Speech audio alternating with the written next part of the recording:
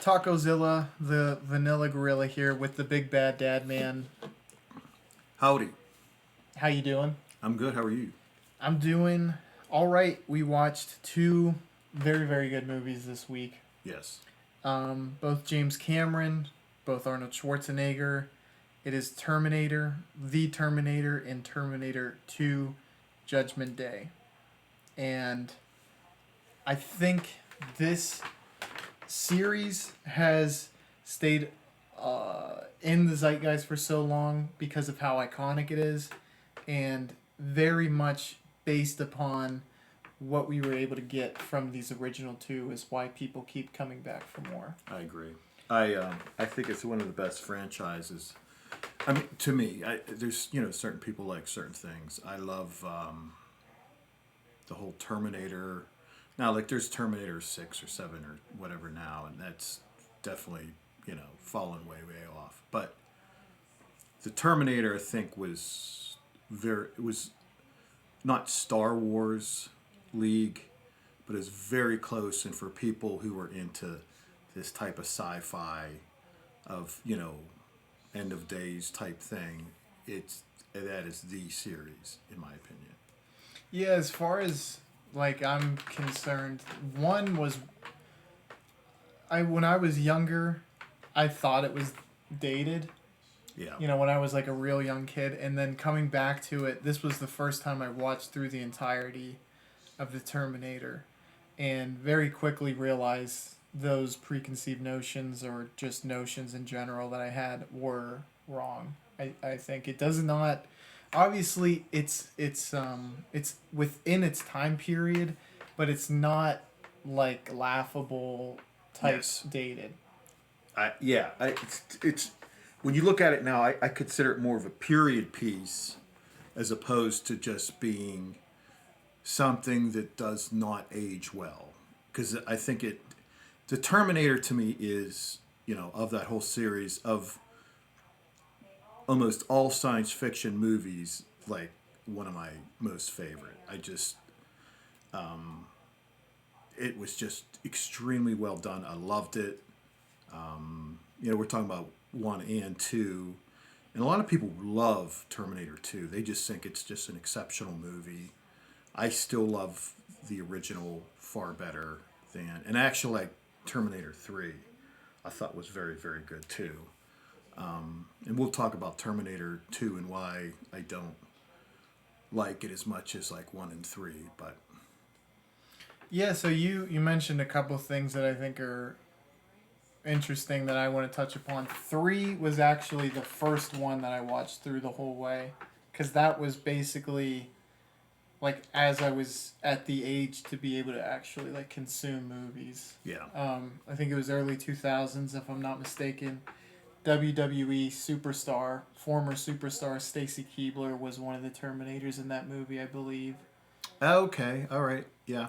I did not And know that. Schwarzenegger obviously, played his role again, and that was the one that kind of I was like, you know what, I do like this franchise, and I think ended up watching Terminator 2 and tried to get into 1 while I was still relatively young, and again, as I said, I couldn't get into it then, but those thoughts that you have in the back of your head where you are like, I might not like this for the same reason I didn't back then. Mm-hmm. Sometimes when you overcome that and you realize how wrong you were, you like really appreciate it. Yes, maybe more than otherwise. Yeah, Exactly.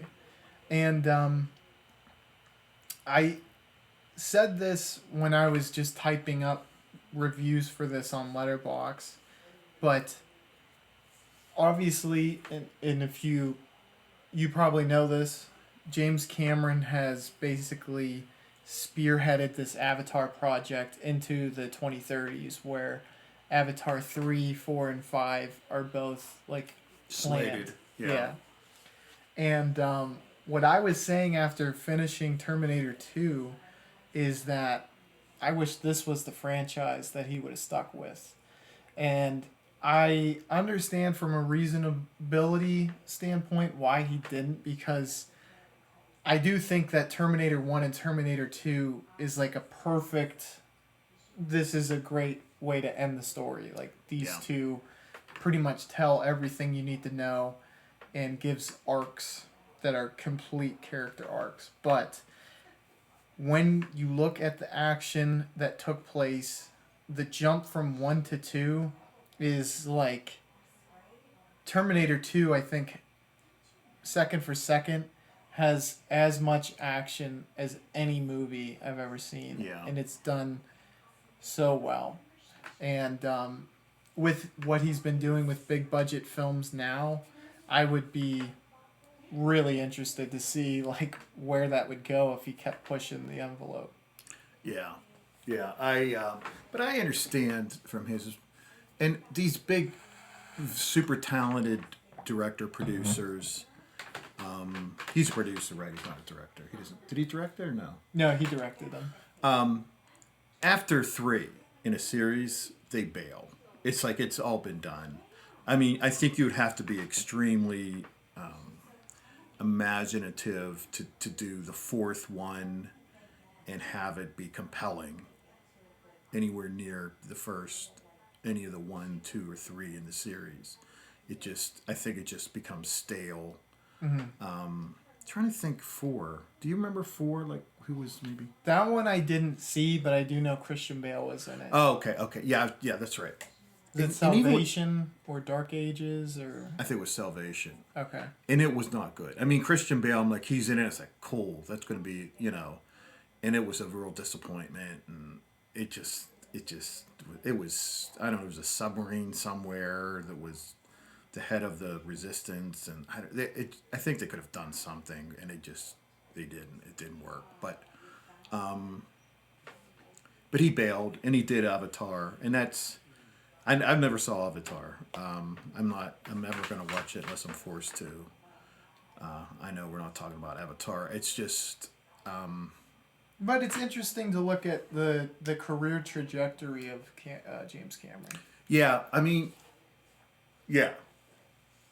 I was looking at his Letterboxd profile, and it's interesting to see. I think his first major project was Piranha 2. And I was like, what the hell? How did he jump? They all start. Yeah. Some are more blessed in what they get to do creatively than others.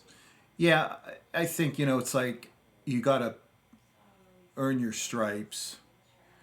It's like, we can't give you the big budget, Mr. Film School graduate, okay?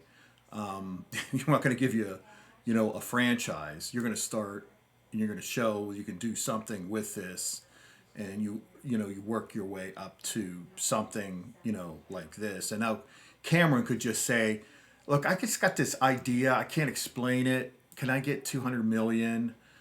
Yeah, sure. Yeah. Knock yourself out. I mean, he's at that point now. Mm-hmm. But obviously, back in the Piranha 2 days, they're like, this kid, this guy could be insane for all we know. So, Piranha 2, no one has any expectations for. But I think that was in the 80s, which is so impressive that he jumped from that to Terminator. Was that the next film he did after Piranha 2? I could be wrong. I think so, because I believe he did The Abyss as well. And I'm sure you've heard some of the backstory about that. I haven't seen the movie. But he did things where he actually went in a submarine and was like, he went as deep as anyone at that time or something close to that. Right. And I think, if I'm not mistaken, and this, if anyone wants to let us know, it was in between these two movies. Okay. Well, so in The Abyss, you started to see, they probably saw, and they probably said, yeah, you could do this type of movie. And he did it, and they said, I liked what he did with this. Then he would have, based on that, he would have been someone who they would say, yes, he can do Terminator. Mm-hmm. He has the talent and imagination, and he can pull this off. And who know? And I honestly don't know how anticipated the Terminator was. I mean, now we think of it as this classic, but then who knows? It may have been a Piranha 1, It could have been like, Arnold Schwarzenegger wasn't obviously considered an actor of any, talent level. It could have been, hey, it's a sci-fi. A lot of sci-fis are one and done, and they're not well done. But he, through his talents and everything that had worked out to be, a classic start of a franchise. They're always trying to start a franchise. Everybody wants to do that because that's where you just rake in cash. But many of them who've probably tried, just it never worked. And this was one that did. So What's funny about that is Cameron, despite having some of the biggest budgets any year he releases a movie, is the cash cow of Hollywood. One of many, but I mean, Avatar spent, I think, about $500 million, and I could be wrong on that. I'm just going. I remember I was doing a worksheet, just kind of looking at the profitability of some of the most popular and well-received movies and Oscar-nominated movies. Avatar 1 and Avatar 2, both Oscar-nominated, but was one of the few films that were critically acclaimed and raked in serious amounts of cash. Well, Avatar, I think is number one as far as revenues. It was, I think, it was the first one at the time. When it was the first one to break $1 billion, as I recall, and it's gone beyond that. Not a lot beyond that, because by the time it hit $1 billion, it had been out for a long, a long time. But yeah, I mean, and obviously studios need that type of revenue. I mean, they want these types of films. They also do, other types of films too, knowing that they're not going to be, blockbuster movies. But in order to finance those, you need these types of movies. And to be honest, for a blockbuster type movie, to me, I'm not somebody who likes the Fast and Furious franchise. I think it's just utter garbage. But it does make money.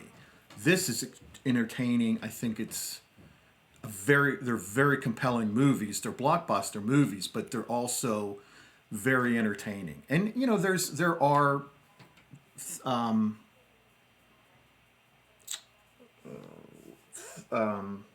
themes that are important to think about.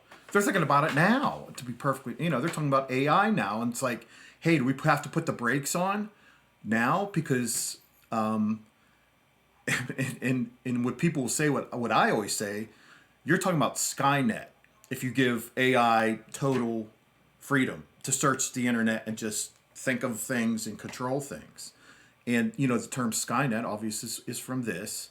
But that's like AI out of control, which that's huge in the news right now.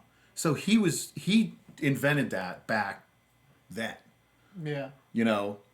And his foreseeing of the future, or whomever wrote it, was prescient. Okay. And I'll bring this up because I was watching a movie last night when you talk about people who can envision, the future and see what ramifications certain things have.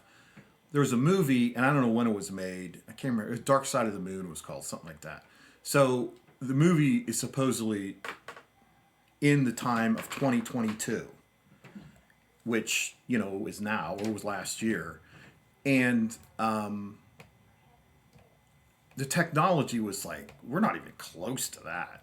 I mean, it was just, they completely, got it wrong as far as their prediction of where we would be at 2022. With spaceships that go out and fix satellites that have nuclear weapons on it in space. And it's like, dude, we can't even get back to the moon. And they're talking about this stuff. And I watched 5 minutes of it and they said, this looks just stupid, and turned it off. But then here's this Terminator that hit it, got it, understood what the potential was, of artificial intelligence. Yeah, in pop culture and media, it is, to be able to be a visionary like that, you have to be really tuned into what everything technological, like, and also consumer culture too. Right. Human behavior, human psychology. There's certain types of technologies that exist that consumers could use. An example is the ATM. Everybody takes that for granted. It's ubiquitous. But I remember when it first came out, and I had heard, and I think this is true, it's like they had technology 20 years prior to that, but they're like, people won't use it. They won't trust it, So that's something that influences what technology is going to do in our society is, well, is anybody going to, trust the fact that they can use a card to take money out of the bank and worry about like, well, what if somebody gets my card and, all this other things. So it's not just what technology, if you put it, on a linear scale to see where it could go, there's other factors too. So, although this obviously didn't turn out to be true and everything. Yeah. Right. Yeah. It could just be that the timeline was a little delayed from what could end up happening. So. Yeah, I mean, I like talking about movies like this, their ideas and how they relate to common times, what you're doing. Uh-huh. But very different, but also in the same vein. Mm-hmm. Think about drone technology and how the U.S. military has been using those to where you can literally fight a war from a desktop in a air-conditioned room and be in Tehran, Iran, and drop a bomb on someone who is suspected terrorist. Exactly. And very much different than a human or a cyborg, rather. But we are implementing technology in ways to fight wars now. Right. To where war might be automated in Absolutely. the future. Well, and it was in the new Top Gun they were talking about. Pilots aren't needed anymore. Yeah, pilots aren't needed anymore. And that it's going to continue to evolve. Like the clones will get bigger, the bombers will get bigger, with a bigger payload and so forth. But, like you say, they're in air-conditioned rooms.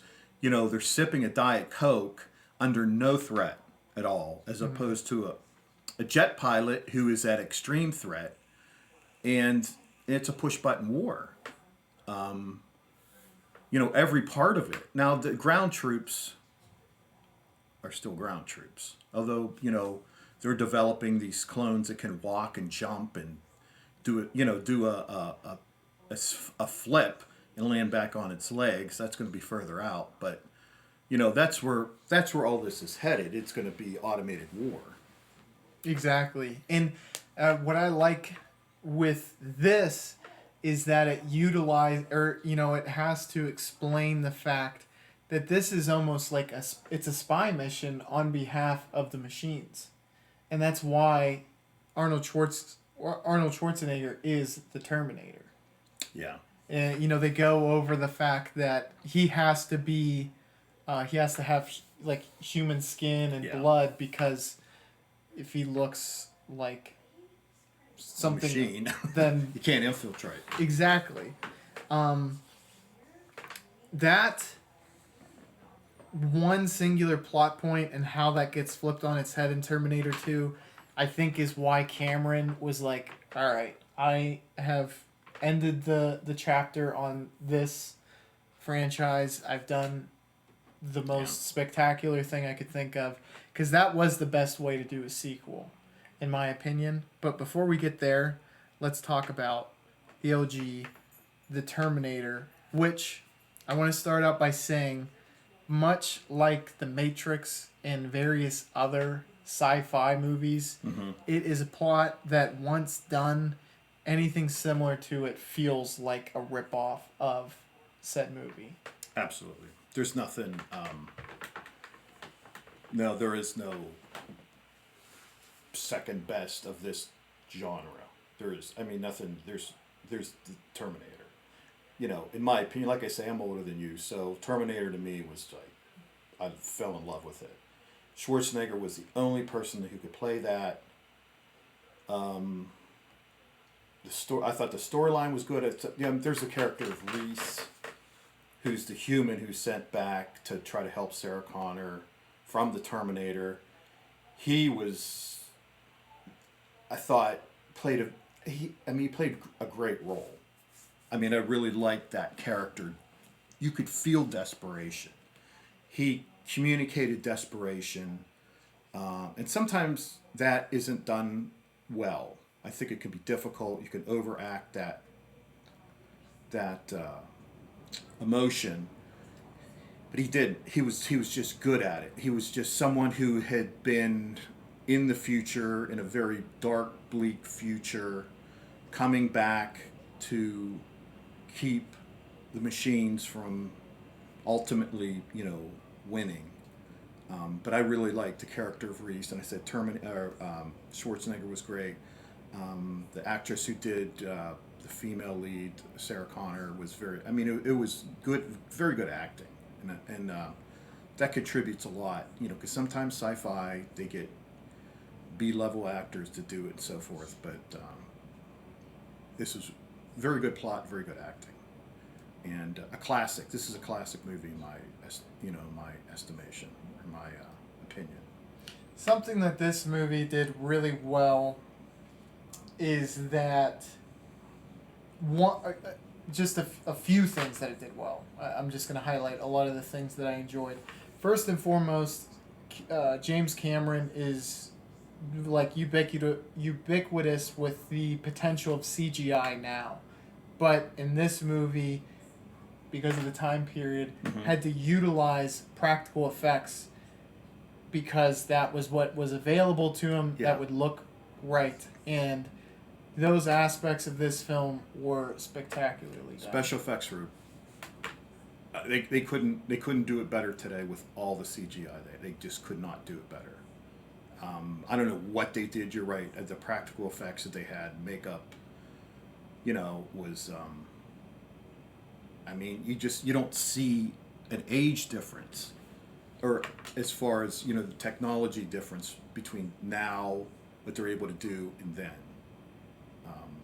So for that, they did it well. They put the effort in, put the money and time into it. So that helps immensely in enjoying this movie. The second thing is that now I'm semi-familiar with Schwarzenegger. I haven't seen a ton of his films. Obviously, I think this was like something in his career that took him to the stratus, or made him a household name, or begin, yes. And it made him a badass, a scary badass. Yes. Now you have your Conan the Barbarian, and I'm not exactly sure when that came out. I'm going to guess that was before this. I don't know. I think it was, but that wasn't. That was kind of a cheesy movie. I mean, it did elevate him slightly. Terminator, right? It put him on the precipice of being a great action hero actor. Exactly. He went from, and obviously, I think a lot of people are familiar with his career trajectory, being, I think, a 5-time Olympia winner, Mr. Olympia winner, parlaying that into a movie career in which Terminator was, so important as to going from just in movies to becoming one of the biggest movie stars and possibly the biggest action hero of all time. Right.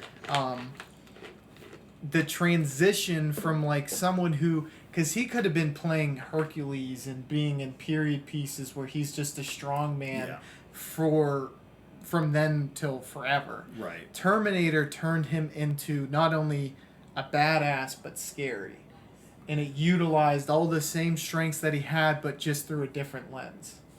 Yeah, and then he was able to kind of make a complete range through Terminator 2. Like he's in a movie called True Lies.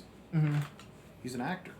He's an actor in True Lies. And, granted, he's a big guy and so forth. Even if you guys don't want to believe it, he is an actor in True Lies. But he became, but what, otherwise, he would have been Conan the Barbarian in various, generic type movies like that. Had it not been for this, and what it did is, it's like he became a star. Mm-hmm. So with a star, you're able to take chances and say, well, we can't act. It's like people want to see him. He puts butts in the seats. We'll teach him enough to act through, like, beyond Terminator, as his career advanced in other genres. I mean, he was in comedies, for Christ's sake. So, but that's what allowed him to do that, was just the profile of this great movie. Him being in it, him carrying his, he barely had to speak. It utilized all of his strengths and completely shrouded any of his weaknesses. Right, exactly, yeah. It was a role tailor-made for someone like Arnold Schwarzenegger. I want to kind of just draw an analogy that some people who aren't as invested in this are going to get. But pro wrestling, it's like Hulk Hogan. It's like people would argue he's not the greatest in-ring wrestler. Right. Right. And for those of you not in the know, pro wrestling is entertainment first and foremost. Very physically demanding, but the outcomes are predetermined. And some of the stuff that goes on in the ring can be very, very intriguing, but people wanted to see Hulk Hogan, period. Yes. And so even though you can argue he had his deficiencies in the ring, it didn't matter. Yeah. People were selling out the Pontiac Silverdome, 92,000 people, to see him fight because they loved him. And you probably do, but other people may not know why Hulk Hogan became... Was it Thunder Lips? Thunder Lips. Definitely from Rocky 3. I'm not sure, but it was one of the Rockies. Had it not been for that, there's no Hulk Hogan at all, ever. Because there's nothing that happened in... Yes, there was nothing that he did as a wrestler in and of itself that would have pushed him to that level. He was a star. So, Schwarzenegger, he was a star. Hulk Hogan was a star. And because of that, they were able to do other things, to branch out, to blossom career-wise. And, that contributed to WWE probably more so than anything else, was Hulk Hogan becoming that character in wrestling because of that role that he played. And he wasn't in the movie very long, but one thing, I'm going to jump in here. This is always kind of something I've often thought about as far as just the Terminator concept, the whole series, everything. The machines want to take over, but there was what's the motivation of the machines? I mean, I can see them saying, look, humans are screwing up, or they're doing whatever. But what purpose, like, machines don't think. They don't have emotions, they don't feel, what was their purpose in wanting to eradicate human beings? And them being the only life form on Earth. I mean, they never really, because I don't think there's an answer to that. The same thing in The Matrix. They might have gone over it. I think it was to fulfill their central programming, which was to protect the Earth or... So they had a nuclear war? I think it was like, so long as humans are a threat. They had to be stopped. Yeah. Okay. I believe that is it, and I think they touch upon it a little bit in this, not so much in the second one. Yeah. I think Kyle Reese kind of talks about that a little bit, and I can't remember. Well, I his remember a exact line he phrasing. says where they decided our fate in a nanosecond. I remember that almost that's exact quote from him. But you don't fully understand, like I don't fully understand, because everything has a motivation. Every action has a motivation, unless you're completely irrational and insane. And so you're assuming AI isn't, that it's, although it could be programmed to be that way, I assume. But, they have intelligence far beyond our ability to understand. But there still has to be a reason for what they do. And that isn't... It could also go into, because we've had AI discussions too, where the hierarchy of needs within humans is well known and well established, but what will that turn out to be with an AI that is a completely different mindset. Yeah, it's like you can argue it's an evolved creation. Yeah, well, I get, and I understand that. That its highest needs are something we could never fathom. So okay, that makes sense. So it's not explained. It's just you have to understand that it's not necessarily understandable for humans because of their advanced abilities. And I mean there and honestly, if it doesn't explain it, that might honestly keep the integrity of the movie so well. Yeah. Because there's so many possible explanations that... I would put this out to your listeners, though, if they have a good theory on... and like you say, it may be unknowable, it may intentionally so, or but if they have a thing on the motivation of the machines. So you can't say it's to stop us from destroying ourselves, because that's what they did. Or saving the Earth, because they nuked everything. They turned it into a spinning ember, the planet. So what was their, to become like a new superhuman, an AI superhuman and have a new race? Wipe out the only threat to themselves? Yeah. I mean, maybe that could be it, but it's still, I mean, I guess the advanced AI could develop emotions, feelings, and and just start a whole new race. Yeah. Maybe that was it. I don't know. And another thing that both movies actually do really well is portray a cold, mechanical thought process and mindset. Yes. That the lack of emotion is the kind of separation between man and machine. Right. Where there is what I'll call Machiavellian. It's like in order to reach the goal, you do. Malcolm X by any means necessary. No. Machiavelli.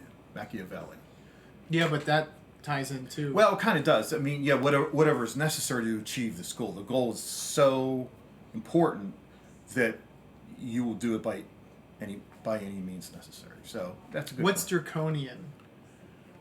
Draconian is like, a lot of times you'll hear that when you're talking about an economy or in a government. It's just things that extremely hard. Your standard of living goes down. It's you work is much harder and less leisure time. It's draconian measures are very oppressive and authoritarian.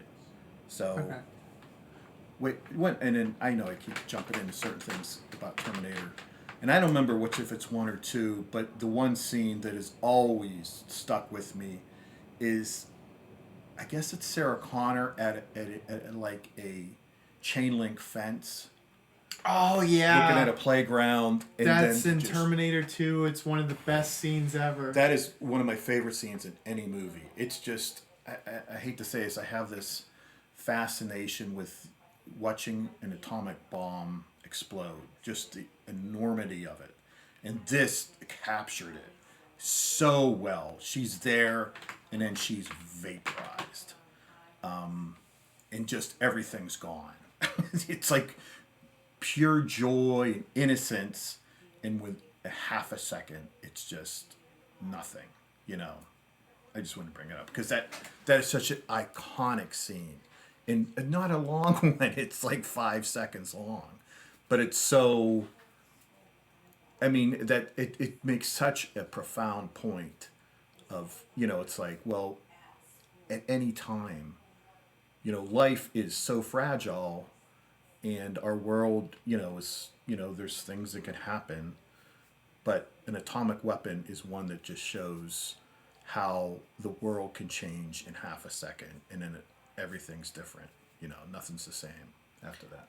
Yeah, it's the depiction of insignificance of the human on Earth, where that was only really possible for the majority of the Earth's lifetime through the cosmos. Because it's like, well, there's a whole universe, there's a whole galaxy, there's infinite space around us. We're so small. But on Earth, we have finally found the capabilities to create something here that can make us as insignificant in a blink of an eye. Yeah.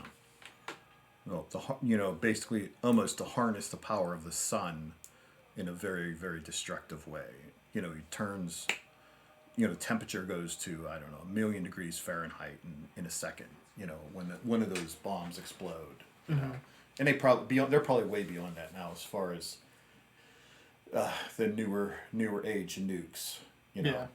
And just slight tangent, and I'll jump right back to the story here, but Oppenheimer coming out, I think, in this July. I just saw a thing for it, and I hope they give it. It seems like they do. They give it the gravity of, because at one time, I think it definitely will, because that is something that. Who's the lead in that? It's Cillian Murphy.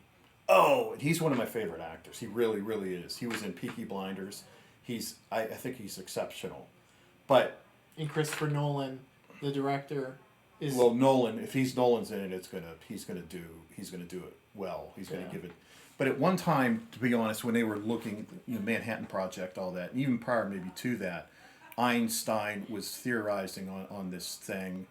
And at one time, Einstein was concerned that setting off one of these devices would set the atmosphere on fire.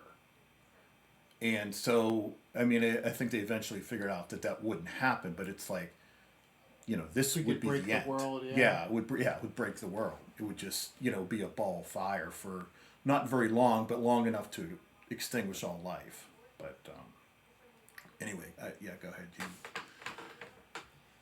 One of the things I wanted to just throw out there that I think is worth mentioning, and we were touching upon this earlier, this had a $6.4 million budget and made almost $80 million. So this was, as far as I'm concerned, I could be wrong on this, but net or total? Gross. That's not that great. I think it's pretty good. 1984 though. Yeah, or that's whatever, true. Whatever, it was a long time ago. Well, if you want to do net, generally the rough and the fast and dirty way is you take budget times 2.5. So we're gonna say 15. What's that for marketing costs and everything else? Yeah. Okay. The majority of that is marketing. Budget is like everything to film, and then they. Yeah. So that would be about 15, a little bit over 15, 16. Oh, that's the budget, $6.4 million. Yeah. Oh, I'm sorry. I thought you said $64 million. My bad. Okay, I understand that. So 2.5 of that is like almost 20 grand. I made 80. So, yeah, you made $4 per $1 on that, which is awesome. Yeah.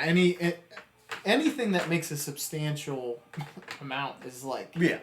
You're beyond happy. A lot of films, surprisingly, even nowadays, are like right around cut even.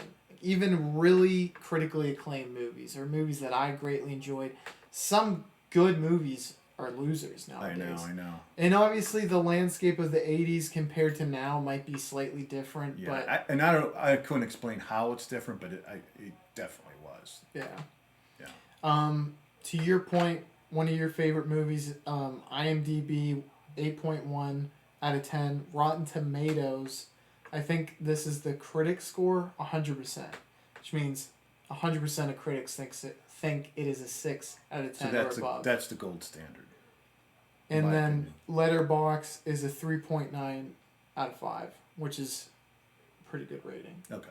I'm not familiar with how that would stack up on Letterboxd because I'm not familiar with that. But what was IMDb 8.1? Out of 10, yeah. I'd go higher, but 8.1's not. I think it's an 8.5 minimum. It's one of 20 movies that, if you're human, you have to see, or you want to see. You know what I mean? If you enjoy entertainment in even a remote way, it's, that's one of them. Maybe at some point in the future, we'll work on a list like that. Like, yeah, that'd be good. Movies you must see. Right. I mean, mine's gonna be way different than yours. You're more of a connoisseur. I'm more, I think, I consider You're an myself. enthusiast. Well, but an intelligent, and I'm not bragging when I say this, but I am picky about films to a degree, but an intelligent consumer. It's like I said, you couldn't force me to watch any Fast and Furious movie. I saw part of one, I felt ill. It's such a stupid, dumb concept. You know why they make, I'll tell you why they make those movies. Because in Asia, they make bank. That's why a lot of movies that, just to coin your term or to reuse your term, intelligent consumers think is bullshit. Mm-hmm. Why they get perpetuated is because China is such a big market. Yeah. And that's why a lot of... there's always something that gets taken out for the Chinese cut. Yeah. There's always... Taiwan was called a country in our cut. They had to remove that. Yeah. Something like that. I mean, this is just one thing, and I think it actually ties into the Fast and Furious. I believe John Cena was in it for a small period. Mm-hmm. It was either that or the Transformers. I'm pretty sure. Yeah. And in a speech, he said Taiwan instead of China. Yeah. And he had to give an apology in Mandarin because that movie was out in... that would dramatically affect... They wouldn't release a movie like that. Yeah. And that, I think, is one of the big things where international box office is very much driven by Asian countries right now. And you have to take that into consideration because oftentimes you're going to make just as much, if not maybe even a little more in the international market. More in the international market. Depending on what it is. Art house films. Yeah, they won't make anything overseas. Yeah. Yeah. But blockbusters generally will make it's like, more. well, how's it going to do in China? Yeah. It's like, well, we can't show it there. It's like, well, then you're not going to make it. But yeah, you just cut your gross in half. Yeah.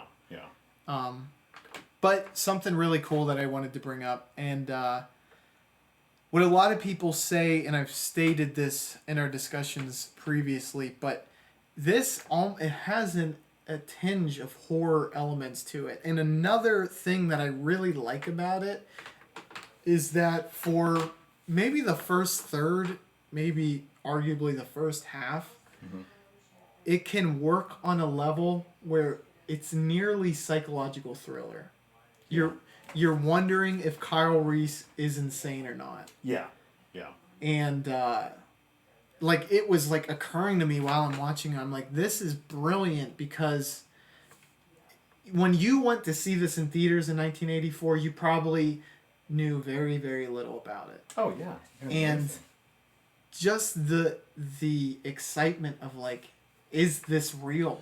Well, are they gonna do a rug pull? It's just very, very well done. Right, because he sounds insane. Mm-hmm. The first scene where the Terminator enters is in the nightclub. and it's done slow motion. He's walking through. The Terminator's trying to look for her. She drops something. She's at a table. She drops something, puts her head down. He doesn't see her, so it just really like pulls you along for a long period of time. And let me cut you off there because people with her name were being killed. Yes. And she saw Kyle following her, so she wasn't sure if he was the murderer or not. Yeah. And she had not seen Schwarzenegger yet. Right. So she's scared to see him. Yeah. And I'll let you go. No. Well, but that tension it builds in that initial scene in the nightclub is so good. But another thing is, like I said, the desperation that Kyle Reese in his acting does in the car chasing and the stuff like that. It's other level. Mm-hmm. Because you see there's a lot of movies with that type of stuff in there. You believe he's desperate. Mm-hmm. You believe that and actually you find out later that he's in love with her. Mm-hmm. But anyway, let me touch upon the nightclub scene that you said. I recently watched a video about Heat, a movie that we watched together very recently. And something that, as a screenplay, it did spectacularly well was the anticipation that it builds up before Al Pacino and Robert De Niro meet. And they're the two big stars of the movie, mm-hmm. and there's a car chase. It takes its time and then cuts to the chase when they finally are in the coffee shop.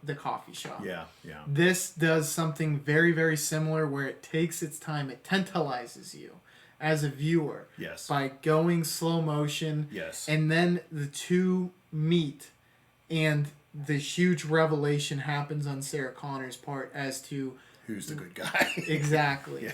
But, and like I said, it's in slow motion. And Schwarzenegger is the character of him at that point is just iconic. He's moving his head back and forth. He's a machine. He's a killing machine. And he just walks into frame. And he's 3 feet from Sarah Connor and she drops something. And he does not see her. But it's like he's the embodiment of evil, of death in that. I mean, he transcends a normal villain, in that scene. And Cameron, the slow motion, often is used in many, many movies. This is the time when it was just, there was no other way to do that scene than he did it. It was perfect. I mean, Schwarzenegger was death personified in that. And he will find, he will find what he is looking for. It's almost like Jaws, It's inevitable. It's inevitable, and it's in the whole scene, and it gets super chaotic. He's just shooting, indiscriminately. He'll shoot if you're protecting her. He cares not. I mean, death to him is insignificant. He has to kill her. But then I said as they run away, and he's in pursuit and so forth. I mean that I've never seen a car chase in a pursuit and a desperate characters that well done. It's palpable. You can feel it. You're there. You know what I mean? I've never seen it done that well. And that's a movie, and it's 1984, right? I've seen 1,000 car chases in movies since then. Nothing's ever done it that well. That whole, from the beginning in the bar until they're running away, and in the end, Schwarzenegger smashes his car into a brick wall, like at 90, mm-hmm. And it's like, when here's the cop station, oh, he's dead. I mean, you kidding me? And then he said, oh, I've seen people on meth, and they do all this stuff, and they're comforting her, and you're gonna stay in here. And she talks to the psychiatrist, who ends up, if you see T3 in that one, and that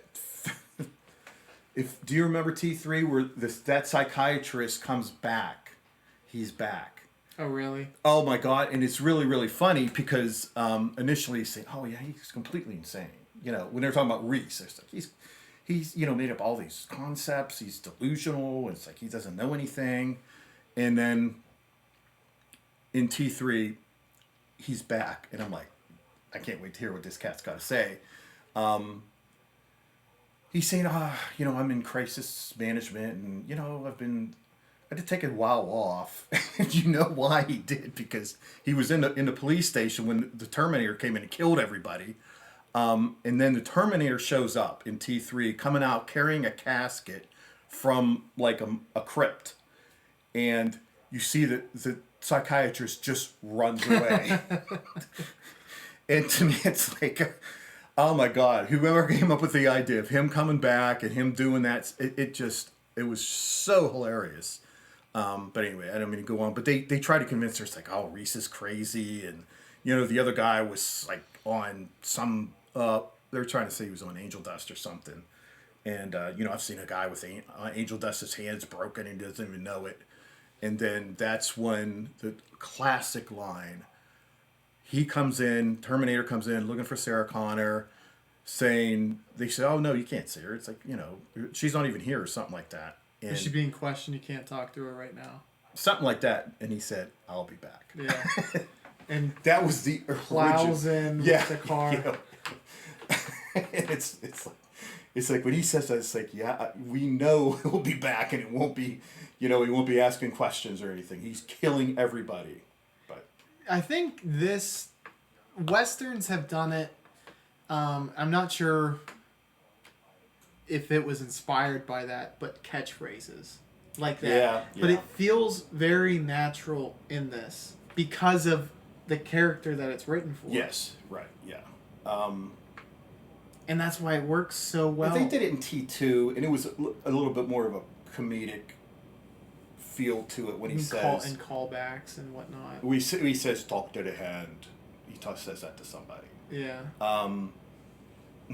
Hasta la vista, baby. Yeah, he got that from that character I can't stand it. I complain about. The one, and I'm jumping ahead, and we'll dive back into this, but the one that I really, really liked, and I only got it because I watched these two very, very close to each other, was when Schwarzenegger says in T2, come with me if you want to live. Yeah. Because Kyle Reese says that same thing to Sarah Connor in the first one. He does. You're absolutely right. Yes. In the bar scene that you were talking about. Yes. But script-wise, this is pretty good, and I don't think it gets nearly enough appreciation because of everything else that's so spectacular around it. Yeah. Again, this is an iconic movie, both of them, I think. And there are very few movies where the sequel can be said in the same breath as the iconic original. Yeah, I agree. I know people love T2, and I don't like it nearly as much as I think other folks do. I mean, I'm glad you did a really good sequel that people enjoy. The character of John Connor, I wanted to kill him. He's just so obnoxious, and I can't... I know he was supposed to be kind of rebellious because he had to be that type of person. His mother's in an institution. He's not going to be, like just a vanilla type individual. He's someone who breaks, the law and does shit and so forth. I don't know. The casting on that, in my opinion, I don't know. Maybe he was the perfect guy because he's got that kind of snot nose. Yeah, that's punk. Yeah, like want to punch you face. And then maybe he probably had to be that type of character, and maybe it was perfect casting. But I just disliked the character so much that I didn't like the movie as well because of that. Because I remember that discussion that you had when we were talking about this as a premise for a video. Mm-hmm. I was... Because then, you brought it up, and I was like, yeah, I mean, you're making a valid point. I do remember his character, right? But I was like, when I rewatched it, there wasn't as much of him as I remembered. Yeah. That's In fact, I was like, there is way more freaking action in this than I remembered. There's a lot of good chases, explosions, minigun. Yeah. Just. And it's not as much as it is, and there was a lot of it. And I've watched movies where it's like, I'm getting sick of watching, it was well gunfire. paced. Yeah, it was well paced. But this one, I'm like, no, it's needed. It's, it's absolutely necessary and so forth. I watched a movie the other day, Extraction 2, and I'm like, oh my God, stop already, all right? It's just like all this high-tech weaponry being used. And I'm like, I don't even know what the point is anymore, But here it was not excessive. It was a lot, but it was the perfect amount, Well, let me ask you to kind of put the bow tie or the tie a bow. Tie a bow on this one. What's your rating of the Terminator? That's a 9. Okay. Out of 10. I am close to you. Mm-hmm. On my rating, it's great. Mm-hmm. And I gave it a 4 out of 5, so it's an 8 on my scale. Okay. Yeah. You're not going to be as happy after you see what I give this film. T2? Yeah. Well, everybody thinks that. People say that's the best in the series. And it's one of the few movies that has a great original that can be argued the second one's better. Godfather 2 being another one of them. Yeah. Star Wars Episode 5 is another one. Yeah. I like T3 more than T2. And I thought T3 was very close to being as good as T1. I'd have to watch T3. The John Connor character was likable. Yeah. Well, you already stated this. You already made this argument. I do think they got caught up in it a little bit, but the thing is, it is a constant reminder as to the peril of the situation that you have to protect this person, tween/teen, who's unpredictable, kind of hard to actually want to watch, and it I think also helps. This is ironic, but humanize and make Schwarzenegger more likable because he's putting up with this kid, and he's like a father figure to him. He's a protector. He's a selfless protector. And fish out of water too. Mm-hmm. So many screen type elements to bring the entertainment value that makes you invested in Schwarzenegger are used by proxy of John Connor being that obnoxious, that type of bullshit. Yeah. And I think for a lot of people in your demographic and even my demographic have that sentiment, and probably it gets worse and worse the older people get, where they're just like, I freaking really dislike this kid. Yeah, the older you are, the more you dislike disrespectful, sneering little shits. Yeah. And can I say that? Yeah. Yeah. So that you just can't say any racial slurs on that. Oh boy, that's gonna really cramp my stuff. No, I won't say that. I never would. Unless it was needed. Yeah, sometimes you have to. Yeah, so we'll do T2. I didn't watch it. But I think you remember a lot of it. I remember a lot of it, yeah. That's a good disclaimer. I didn't watch it. I also haven't seen it. So you're going to I have seen it. I've definitely seen it. I mean, because I loved the series, man. I love Terminator. It was just one of, I like that genre in general. I mean, there's not many in that genre, but I love that genre. And dystopian. Yes, that's right. Films. Yeah, that'd definitely be dystopian. One thing I wanted to... You were talking about Isaac Asimov the other day. One of the great science fiction writers of the 20th century. Yeah.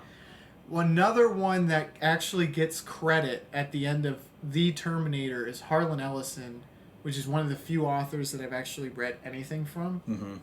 It was like a anthology / like short stories in this book, and so I guess he has done tons and tons of futuristic stories, I don't know what story specifically they gave thanks for, or if he was just an inspiration where, Cameron read him a lot. James Cameron read him a lot, and it spurred the idea.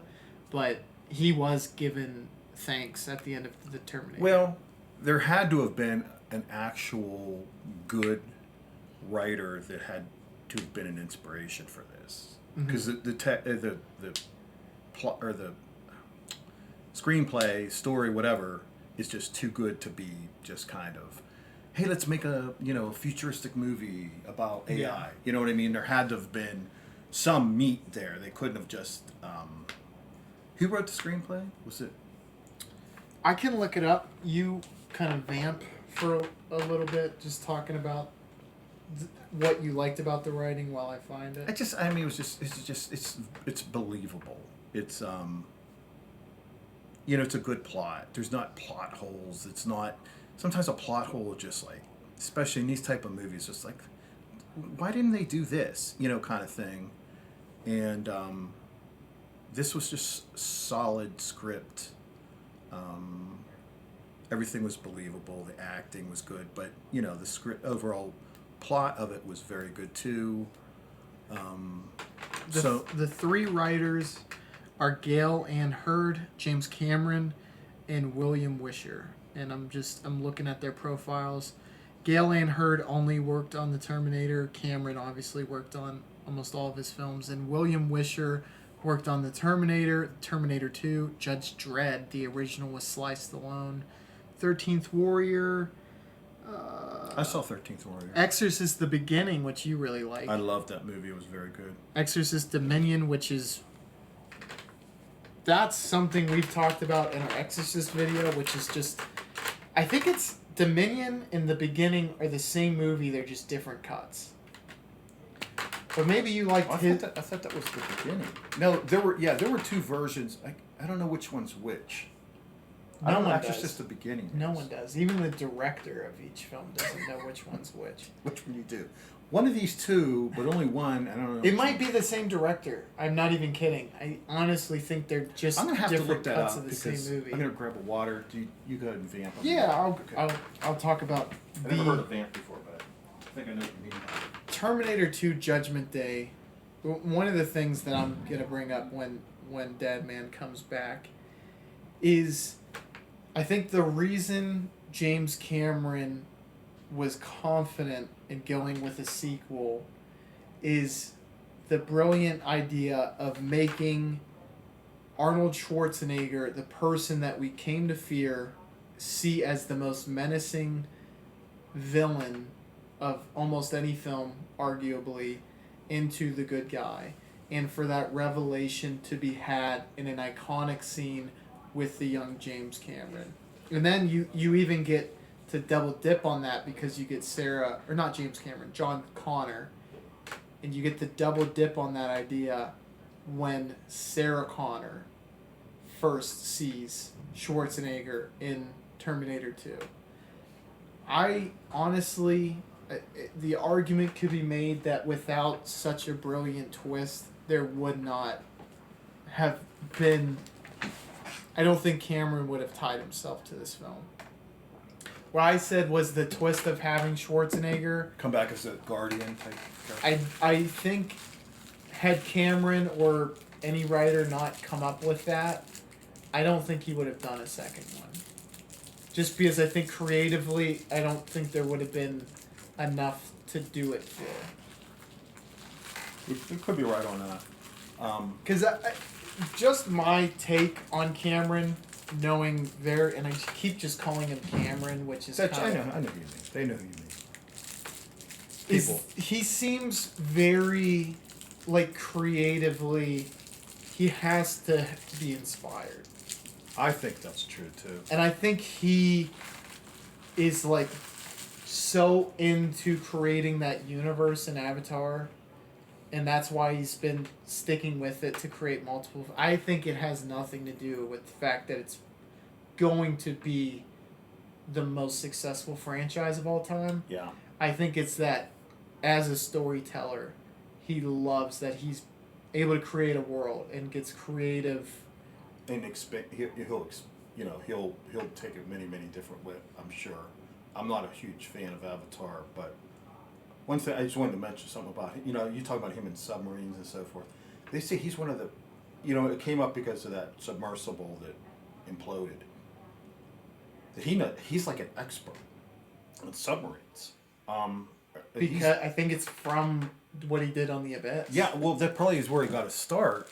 Yeah, right. But he's been down many times in submarines, at deep levels and so forth. I mean, I think he's this person who's always inspired and seeks inspiration and seeks, new things to maybe, put on screen to help people's imagination kind of expand. I wish you would do something with an Avatar. Maybe it's not. I know the first one was, it had political undertones in it, and I'm like, I don't want to. I don't want that. I don't want to be preached at. I understand, and it had to do with conserving the environment, and they twisted the plot, in such a way to make, I don't know, it was a certain tree or something on Avatar that we wanted. It had some resource or something, and they wanted to protect it. And it kind of had to do with the Amazon. It was kind of, like the inspiration. I mean, maybe it was a good movie. A lot of people obviously thought it was, but when I heard that, I'm like, no, I'm not into that. Entertain me. Speaking to your point, one of the directors with whom I have probably some of the highest respect and I look upon at the level of like a Kubrick level cinematic genius is Russian-born director Andrei Tarkovsky, and I was talking to you about the book that I read of his, where it's called Sculpting in Time, and he talks about his experience as a director, and the argument that he makes is that no film can be successful at pushing any political message because political discourse from your side, you have to embolden your side. And in a film, you have to give a complete panoramic view of any point that you drop into a movie for it to be successful. Got it. Yes. All right. Politics is too one-sided.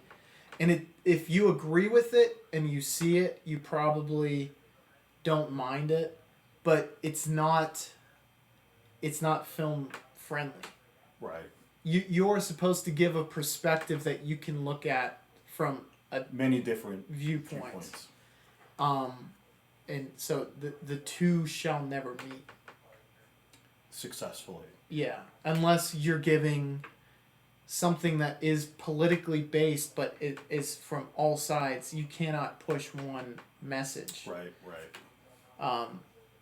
But that's a really interesting point that you bring up, and I think a lot of people do feel that way.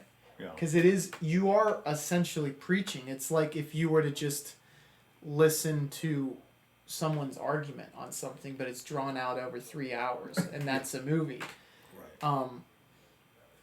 Obviously, the Terminator 2 doesn't have much of that, and the elements that I think are definitely successful for this, again, the practical effects, the stunts done, and the character work on behalf of Schwarzenegger, Sarah Connor, and the T-1000 are just, those are the highlights. What's his name?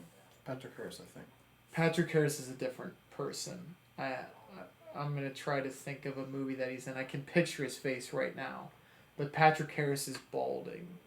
White guy, I think. I'll look at what the name of the guy is, but while I'm looking that up... So he practiced somehow to be able to shoot a gun without blinking. to make himself look more. And he did.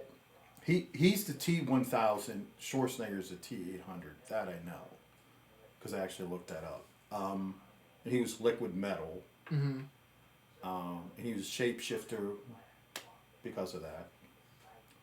And he could take on identity, right? He could take on a new identity. Yeah, and he could even be like, he was the Floor at one point. Oh yeah. I'm trying to find. But I saw also in that there's a thing where him running, Yes. and you're like, that's not a human. Right? Exactly. He's not breathing. He's like hyper focused on what he's running after, and he's running super fast. I just a thought came into my head while I was watching that. Do you recall Get Out at all? The Jordan Peele film. Oh yeah. Mm-hmm. Do you remember when the grandfather? when the grandfather's running in the yard? Yeah. I just had a thought in my head. I was like, I would love to see a race between the T-1000 and this guy. But this is why I couldn't. I was looking at the Terminator instead of Terminator 2. I'm like, why can't I find him? But their contributions to the film, I think, really made it, because the kid is, arguably someone you can look at and not be a big fan of. Robert Hammond Patrick is the name of the T-1000. Robert Patrick. Yeah, he has been. He's still acting now. He's in things all the time. He's not like a big male lead or anything like that, but I've seen him in many things. Yeah. Well, I think people saw like what he. I think he would still, like, say it's character acting what he did as the T-1000, Mm-hmm. and I think he fits that role, and also, I think it parlays to like, hey, you look like an authority figure, because he wearing the cop outfit, he looked very much natural. But very menacingly. Yes. And it worked perfectly because, it's you see it in the Terminator. Schwarzenegger pulls off menacing about as well as you possibly could. Mm-hmm. You can't just go, all right, we got to get another big guy. It works to get a slight guy where it's like, hey, look, my strengths are completely different than his. Yeah. And design the robot to also bring that to life. Right. So just creatively, that was really, he's really a sleeker well done. version of the, exactly. improved the robot, Yeah. It doesn't have to be a big, it's not a tank, it's a, it's a laser or whatever. Exactly. That's the best way to, he is sleeker. Mm-hmm. And both in communication, that was another thing that I picked up on, is like, that robot is supposed to be a much more natural communicator than you don't get thrown off quite the way that when Schwarzenegger's trying to communicate with people, mm-hmm. he just seems like normal. Yeah. Very serious, but normal. Yeah. And that was really, really well done. And Sarah Connor, her being like, she almost picks up on the desperation trail that you liked so much from Kyle Reese. Mm-hmm. She seems to embody that now. It's like, my kid is literally the only hope. Yeah. And I have to get out of the mental ward. Yeah. And I have to, even before the movie starts, I have to raise him so that the world will have a chance, mm-hmm. and dedicates her whole being to the salvation of the earth. Right. So yeah, she's good. I hate to be like the wet blanket on this, but it's good. But to me it's just and I liked I just liked 3 better. Although this, I'm sure, if I watched it again, I would definitely like it. I know I'd like it, and I should watch it again. Terminator 1 I've seen so many times that I'd probably still watch it again. And I'm rare in that I rarely watch a movie more than once, because I got a weird memory, which I just know what's going to happen. after I've seen it, and that could be sometimes after 20 years. I don't know. I absorb it and it's there. So I rarely watch. The very few movies I'll watch more than once. This was one of them. Black Hawk Down, which I talk about all the time. Exorcist I've seen a few times, but there's maybe 10 movies I've seen more than once. That's it. Maybe that's a lot. I don't know. But I generally, if somebody say, "Want to watch this?" I saw it. I don't want to. I don't want to see it again. Yeah, like I've watched 8 films this year for the second time. Maybe 9, because technically Terminator 2 would be on that list. Yeah. So, but I'm semi like that. This film surprised me. I mean, it's obviously been, it might actually be close to a decade before the last time I watched it. Yeah. But still, there's certain catchphrases where you're like, I remember that. And then like the motorcycle chase with the 18-wheeler, I remember that. I remember the hallway scene with Schwarzenegger, the little kid, and then I remember him taking the shotgun out of the box. Yeah. But there's a ton of things that I was just like, yeah, I didn't really remember this. Yeah, that's going to be for me. What I do is I kind of like encapsulate a movie. And I don't know all the details, but I know the plot, and, you know, how it ends and everything, and it's like, yeah, I get it. True. I don't want to see it again. I remembered the ending too of this. I remember the ending of this, to be honest. That's weird for me to say that now, but well, it's a fight in like a steel factory with molten. Oh, okay. That kind of, yeah. And that's how they melt the T-1000 and Terminator? And Schwarzenegger has to do it because they realize there's a small subplot where Sarah Connor tries to kill the engineer who was responsible for Skynet taking off. Is that where they have the scene where he's on like the 15th floor and there's a helicopter? That's when they try to destroy the robot arm that's in the chip from the Terminator. Yeah, one. reverse engineer it. Yeah, but there's a really awesome scene before that where Connor tries to snipe the guy, the engineer. Yeah. And just misses the shot because he ducks down, takes out his computer, and then she has a fully automatic gun and just freaking unloads into his office. Where? At his home. Oh, okay. I do remember that now, yeah. Because I remembered, and then there's the thing at his office building, right? Yeah, that's with the helicopter and all the cop cars, and Schwarzenegger has a minigun, which is pretty awesome. Miniguns are awesome. Yes. I don't know why they call them miniguns, but they're awesome. I thought that same thing too. I was like, this is a bigger version that shoots faster and has more bullets. I would just say it's like an automatic.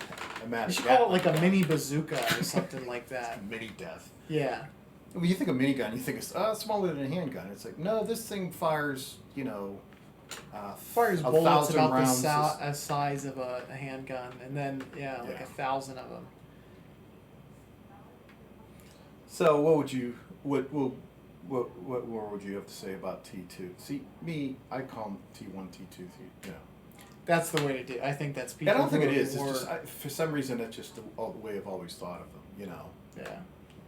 Maybe they advertised it that way, or they spoke about it. They referred to it that way. Like if you say, "Did you see Judgment Day?" I'm like, which one's that?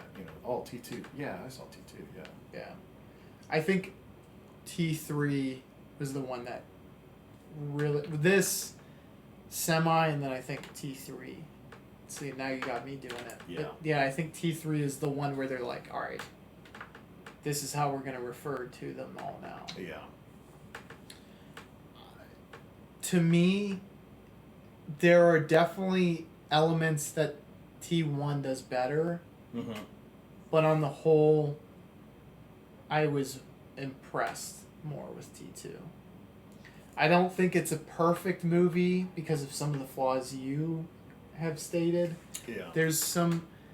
It's not like you took me out of the movie cheesy, but it's just there's some cheesy moments. Yeah. And then you also get the one added thing where it's like you've opened the floodgates now to where it's like, and obviously the whole premise of time travel is always going to be a thing.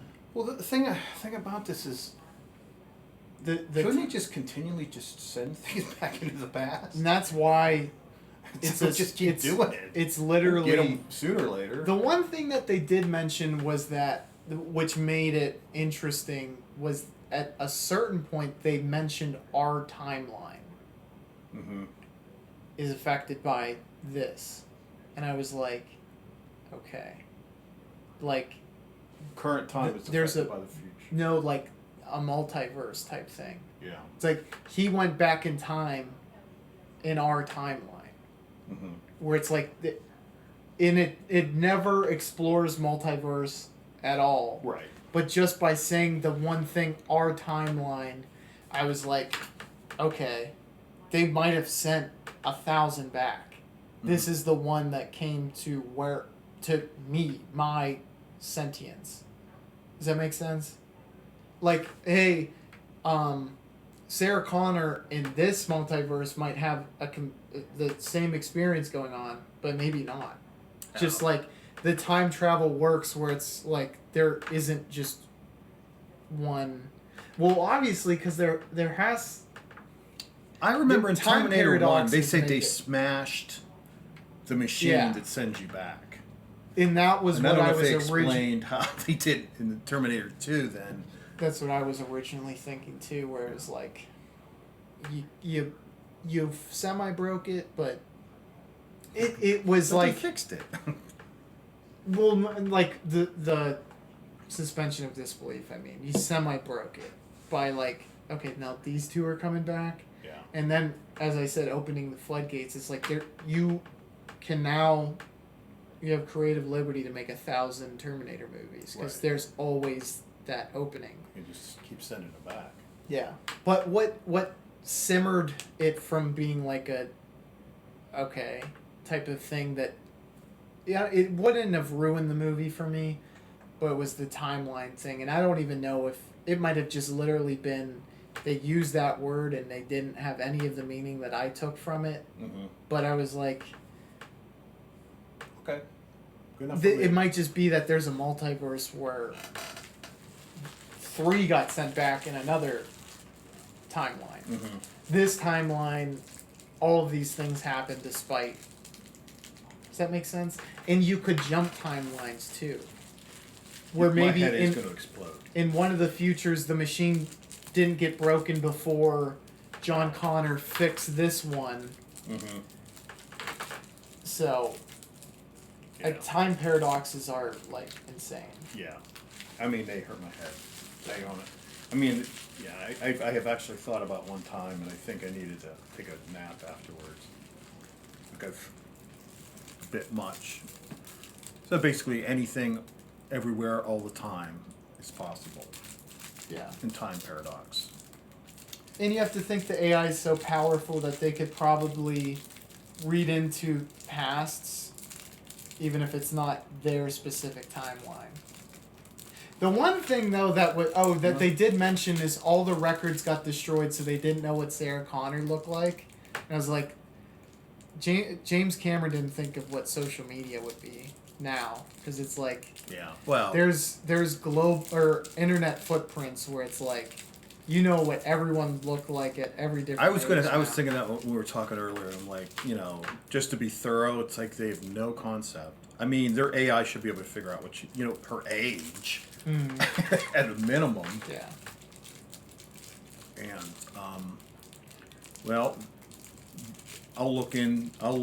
I'll get the phone book, find all 3 of them. One's 43, one's 8, and there's one 23. I think I know which one we might first visit. Yeah. But you're just like, I don't give a shit. It's like you're glad that he kills them all. So this would be considered, certainly by the 90s, a big budget film with a budget of $100 million. Even today, that's pretty much where I would even draw the line, where that's where it starts to become a big budget film. Yeah. You could argue like 200 is maybe better, but Yeah, but that's inflation. I mean, you have to adjust for inflation, and it's yeah, that was a long time ago. yeah. 1991 is when this came out, and So then it's it- 32 years. over 5x'd its budget. So it made 500 between 519 and 520.9 million. Well, I'm glad you got it to that very narrow range because that is so meaningful to know. So at 5x, that's fine. IMDb, this one is rated slightly higher at an 8.6 out of 10. Rotten Tomatoes is slightly lower. 9% of critics thought this was not at least I think you mean 91%. Well, no, 9% thought this was worse than a 6 out of 10. Okay. And Letterboxd, this is slightly higher at a 4.3, and I believe it is on the top 250 narrative features on the Letterboxd site, meaning films as you think of them, You know, I like to watch non-documentaries. because you have the shootout scene, like you're saying, when she obliterates the engineer's house, Yeah. and then he obliterates 17th floor of what they say the name of the company. What is? Do you remember? Developed Skynet. They do say it. I can't remember. It's also something like cyber something, like cyber tech or something. Yeah. It doesn't matter, but the helicopters, like The stunt work done on this is just in props and whatever else is spectacular. They're just I cannot think. It's almost like they had to have just done this for real. Well, yeah, with like real guns and everything. exactly. Because you can't fake it that well. And then you have the like chases that are just amazing, car chases that are amazing. It's just on another level, and I think it really broke the mold where it's like, guys, we're in this genre, and this is in our genre too. This is the standard. Exactly. How close can we come to this? Yeah. Because if we can only come half, that's probably not even Worth it. Yeah. So, I think it was game changing. For as much as I want, like, the premise of one needs to be praised, but just from a movie making perspective, what 2 did is I think you look at script and roles in the first one, and then you look at action, and then the acting helps prop that up so that it's not just action scene. Right. I mean, this is way more of an action scene, but like the action is so freaking cool. Mm-hmm. It's so awesome. Yeah. So to me, I put this in the masterpiece tier, which is 4.5 to 5 is masterpiece. A 5 is like basically I think nothing about this should change at all, and I love it. This isn't quite there. I give it a 4.5 out of 5. I give it a 4. So we're just flipped on our ratings. But I have to watch it again because I have, I didn't think about the really super cool, awesome action scenes in this movie, and they are. I mean, those outnumber the kid scenes too. Like pure runtime, there is way more action than the kid. Yeah, the kid's more prominent in the beginning, I believe. Yeah.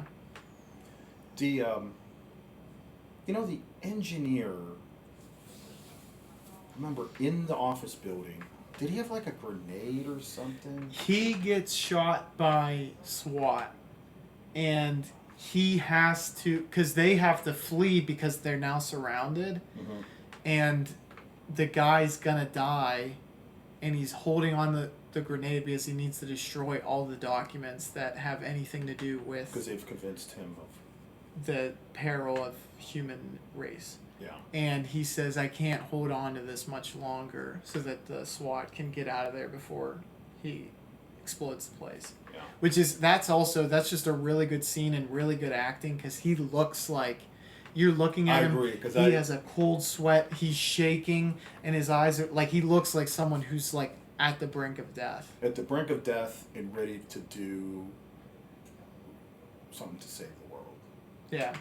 Yeah, like exactly. He has a divine purpose, or not divine, but you know what I mean. Like, I'll say divine. Yeah. Yeah, for his small role, he does a very very good job. Yeah, because he's extremely likable. Mm-hmm. For the times you get to see his personality and stuff, but he's a very honorable person who happens just to be doing something that is going to have real nefarious results. And quite honestly, like, and it's like this guy did not know, what he's doing, as far as where it's going to lead. Two really specific things that people probably won't remember unless you just happen to watch this very recently. While John Connor the kid, not great. His friend, pretty entertaining for the little bit of the movie that he's in at the beginning. Is he the one that tells the cop he's in scene? Yeah, Okay. He shows him a picture of John Connor. He's like, "Yep," and like doesn't break stride at all. I know. I remember that. and then he gets shoved out of the way by the same cop, and he's like, "Whoa!" Just those two short scenes that he was in, I was like, pure entertainment. Yeah. And then speaking to the engineer, Sarah Connor goes on this long speech about, do you think the men who created the atomic bomb knew what they were doing when they created it? Like, kind of speaking, because he was like, I had no idea. And he's like, and I didn't even create it yet. Yeah. And she's lecturing him about it. And she's like, you don't know how to truly create something the way that I want. Like, basically saying a woman has something grow in her body and men have no idea. And the kid is just like, shut up, Mom. You know what I mean? Yeah. And it was just perfect timing. Yeah, exactly. Or like enough with the lecture. You know what I mean? It's like, it's great because it gives that viewpoint on it all. And then also gives you the dismissal of it too. Yeah. Very small scenes compared to a lot of the other shit that happens in this film. The small things can really, really add that little bit more that other movies won't have. You gotta keep the ball rolling too. Yeah. Because this film could have just been a super cut. Yeah, exactly. Because there's let's have a shootout here. Oh, then we'll talk for a while, and then we'll all meet up here, and then we'll have another shootout. Yeah, if you lack on the in between, then it's just you're not getting a reprieve. Right. But so you give this a 4 out of 5. If you want to, because you're gonna know, I've only seen T3, but just speak to the franchise as a whole and kind of the direction that it's gone that you know of from the ones you've seen. After 3, 4, I was very excited about it coming out, and that was the death of it. It was. It just didn't. I was not compelled or enthralled or interested. So, but I mean, 3 solid ones. That's better than most. Vast majority of franchises, except maybe Star Wars, but. Yeah, have 3 solid ones. That's. Yeah, because by the third, it's like, oh yeah, okay, I've seen this. Now you have a new character, a wisecracking friend. Some element you thrown in there to make it somewhat more interesting. But like I said, 4 after that, it's done. But 1, 2, and 3, because like I said, I loved 3. I thought it was awesome.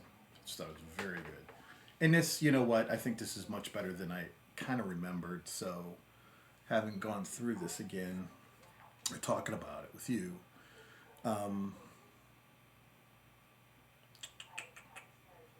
it's stellar. Yeah. 2 stellar. 1 was just groundbreaking. 2 was very good, and 3 I thought was slightly better and worthy of the franchise. Yeah, I you brought up something interesting to kind of look at is like Star Wars. Obviously, their first 3 were all really good, very solid, from great to masterpiece status. But then obviously the prequels, some people look at them differently. I think that the prequels only gets to great. You know, it's like from good to very good to great. And then the no, I'm talking about the prequels with that. And then the sequels, there's even a little bit of a letdown, and I don't think the sequels actually ever get back to greatness, in my opinion. No, they get kind of muddied in my mind. I don't know which one's which. I mean, I remember Darth Maul. I thought that was a great character. I liked Liam Neeson being a Jedi. I thought that was great. I can't remember who the guy was his partner, Jedi, but he was a good actor too. Then you got Lord of the Rings. That's one that is like, as a series, is and they're smart enough to not, although they're going to redo it. Well, The Hobbit Wasn't. Was not a great. No. If you look at that, if you're considering that franchise, and that those three are a part of it, I mean that's the low point of it. Obviously, it it's a very high bar, but just speaking of what you said, if you can make three that are good, you're above the bell curve or whatever you want to say. Yeah, I mean, and if you have three blockbuster type movies, you've grossed over 1.5, maybe 2 billion. For the franchise. For the franchise. Yeah, I mean this one got it about halfway to $1 billion. Yeah. Okay, I'm talking in today's dollars though. So that's pretty much got it there then. Yeah. Yeah, I'm a big fan. Obviously, my sentiment is I wish Cameron would have stuck with it, though I think you can very much argue the reason he didn't is because there was only really one way to revive it, and that's through Schwarzenegger, the face turn in wrestling terms, to be the good guy. And after that, I think he was like, I've done everything. Could have been something. That was the final battle for the continuation of the human race. Yeah. Salvation should have been the best of them. Well, yeah, like Return of the King was for the Lord of the Rings trilogy, because then that was Infinity War. What was the final one called? Endgame. That was Endgame. It should have been Endgame, and it wasn't. It wasn't anything. It was boring. I don't even know what it was. John Connor was the salvation, and he, within that Rebel Army, he wasn't even considered important. It's like, well, I know you're the legacy, or you're something. You were foretold or whatever, but it was garbage, just hot garbage. They could have just something would have blown the other three away. In a true dystopian society when everything's destroyed and the humans are eating rats to live but fighting for their survival, and it wasn't like that at all. It was terrible. Well, with all that being said, I want to say thank you for joining me. My pleasure. This was fun. I know you like Terminator, and I would say I'm a big fan after watching these two very recently. I gotta watch T2 again. I forgot how fucking good it was. Oops, sorry, I didn't mean to say You're good. I forgot how good it was. There were scenes, you're right, about some of those action scenes just have never been done anywhere close to how those were done. Yeah. I remember her. You don't see movies nowadays just almost can't even compete with that. No. It's insane. Because they're just, they're just copying something that was already done better. Yeah. So. Yeah. But this was awesome, man. I appreciate it. My pleasure, man. I loved it. Thank you all for joining us. Be sure to like and subscribe, and we will catch you on the Flippity Flip. Bye, y'all.